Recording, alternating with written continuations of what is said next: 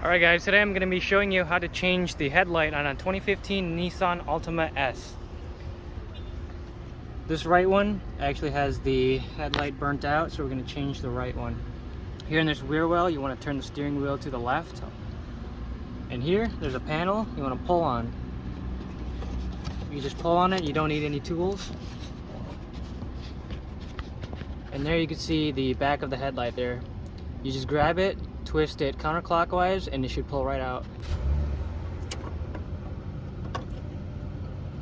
After that, you can remove the light itself. On the back here, there's a little clip you want to pull down this way. Now, here's a new one. Just plop it back in, same way. You should hear a click. After that, you're going to place it in the hole again